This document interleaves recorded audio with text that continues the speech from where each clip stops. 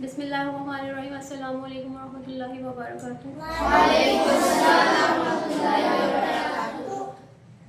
ابن ماجہ حدیث نمبر 241. حضرت محمد صلی اللہ علیہ وسلم نے فرمایا خیر ما یخلف الرجل من بعده ثلاث ولد صالح يدعو له وصدقة تجري يبلغ أجرها وعلم يعمل به من بعده.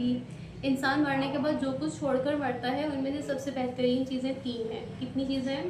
تین. اور تین چیزیں کون کون سی ہیں؟ نمبر 1 نیک اولاد جو اس کے لیے دعائے خیر کرے. پہلی چیز کون سی ہے؟ نیک اولاد جو اس کے لیے دعائے خیر کرے. پہلی چیز کون سی ہے؟ نیک اولاد جو اس کے لیے دعائے خیر کرے. نمبر 2 صدقہ جاریہ جو اس کے لیے ثواب کا باعث بنے. نمبر 2 کیا ہے؟ اور نمبر 3 ایسا علم لوگوں کو سکھا کر جائے جو اس کے بعد اس پہ لوگ عمل کریں. ایسا علم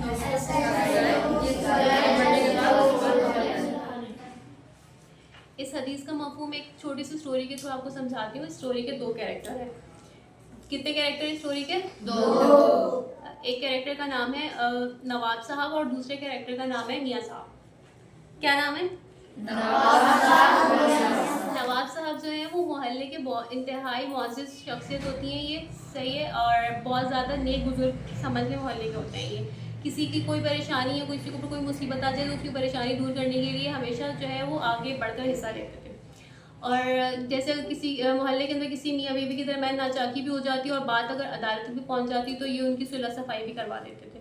تو ان کی سب بات مانتے تھے اور سب ان کی بہت زیادہ عزت کرتے تھے. ایک دن نواب صاحب کی ملاقات میاں صاحب سے ہوئی. انہوں نے میاں صاحب سے کہا کہ آپ نے اپنے مستقبل کے لیے کچھ محفوظ کیا ہے؟ تو میاں صاحب انہیں کہنے لگے کہ جی میں نے اپنے مستقبل کے لیے بہت کچھ محفوظ کیا ہوا بھی ہے اور میں مزید بھی کر رہا ہوں. اس کے لیے میں 3 نوکریاں بھی کر رہا ہوں. کتنی نوکریاں کر رہا ہوں؟ 3. تو نواز صاحب انہیں کہتے ہیں کہ آپ 3 نوکریاں بھی کر رہے ہیں اور اس کے باوجود آپ نے اپنے مستقبل کے لیے کیا محفوظ کیا ہوا ہے؟ تو پھر وہ میاں صاحب جو ہوتے ہیں وہ بتاتے ہیں نواز صاحب کو کہ میں نے اتنے پلاٹس خریدے ہوئے ہیں اپنے بچیوں کی شادیوں کے لیے سب اخراجات جو میں نے محفوظ کر کے رکھے ہوئے ہیں اور میری جب ریٹائرمنٹ ہوگی تھی نوکری سے تو جو پینشن آیا کرے گی وہ اس سے میرا اور میری جو بیوی ہیں ان کا جو ہے وہ گزر بسر آسانی سے ہو جائے گا. تو نواب صاحب ان سے بولتے ہیں میاں صاحب سے کہ آپ نے مستقبل کے لیے یہ سب تو سوچ کے رکھا ہوا ہے کہ آپ کا مطلب پینشن آ جائے گی تو آپ سے آپ کی اہلیہ کو اور آپ کا گزر بسر ہو جائے گا, اپنے بچوں کی شادیاں کر دیں گے, لیکن آپ نے موت کے بعد کے مستقبل کا کچھ سوچ کے رکھا ہوا ہے؟ تو اس پہ میاں صاحب کہتے ہیں کہ تھوڑی دیر کے لیے تو میرے دل میں خیال آیا واقعی ہم دنیا کے لیے تو سوئی سے لے کر محل تک سب کچھ سوچ کے رکھ لیتے ہیں, لیکن آخرت کی جو زندگی جو ہمیشہ رہنے والی ہے اس کے بارے میں ہم کچھ بھی نہیں سوچتے, نہ ہی اس کے لیے کچھ محفوظ کرتے ہیں. تو اس کے لیے پھر اس کے بعد میاں صاحب جو ہے وہ جو نواب صاحب جو ہوتے ہیں وہ میاں صاحب کو آپ صلی اللہ علیہ وسلم کی حدیث سناتے ہیں جس کے اندر آپ صلی اللہ علیہ وسلم حدیث کا مفہوم کچھ اس طرح ہے انسان مرنے کے بعد جو کچھ چھوڑ کر مرتا ہے ان میں سے بہترین چیزیں 3 ہیں. اول نیک اولاد جو اس کے لیے دعا کرے, اور دوم صدقہ جاریہ اس کا اجر اسے پہنچتا رہے, اور سوم وہ علم جس پر لوگ اس کے بعد عمل کریں. تو میاں صاحب جو ہیں وہ حدیث سنتے ہیں اور پھر کہتے ہیں کہ واقعی ہم نے ایسا اس میں سے ان تینوں میں سے میں نے ایسا کچھ بھی نہیں کیا ہوا, نہ ہی کیونکہ میں 3 نوکریاں کر رہا ہوں اور میرے پاس اتنا ٹائم نہیں ہے کہ میں اپنی اولاد کی تربیت کر سکوں, اور اکثر میری نماز بھی قضا ہو جاتی ہے.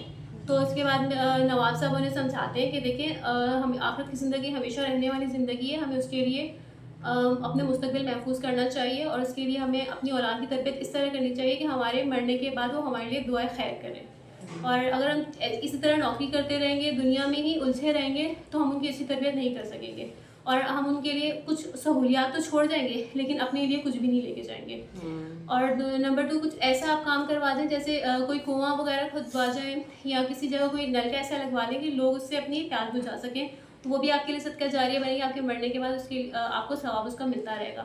اور علم جیسے کسی مدرسے کے اندر یا کسی بھی ایسی اوتھینٹک جگہ پہ جہاں پہ دین سکھایا جا رہا ہو, یا اسی لائبریری کے اندر آپ کوئی ایسی دینی کتاب رکھوا دیں جس سے لوگ فائدہ حاصل کر سکیں. تو اس سے ہمیں یہ سبق حاصل ہوتا ہے کہ ہمیں اپنا صرف دنیا کے مستقبل کا خیال نہیں رکھنا چاہیے بلکہ آخرت کے مستقبل کے بارے میں بھی زیادہ سے زیادہ سوچنا چاہیے, اور اس کے لیے ہمیں اس حدیث کو لازمی اپنے دماغ میں رکھنا چاہیے کہ اپنی اولاد کی تربیت اچھی سے اچھی کریں تاکہ مرنے کے بعد آپ کے لیے دعائے خیر کر سکے وہ, اور کوئی ایسا کام کر کے جائے جو ہمارے لیے صدقہ جاریہ بنے, اور کوئی ایسا علم یا کوئی ایسی کتاب کسی ایسے اوتھینٹک جگہ پہ رکھوا کر جائیں جو مرنے کے بعد لوگ اسے اپنے مطلب دین سیکھ سکیں.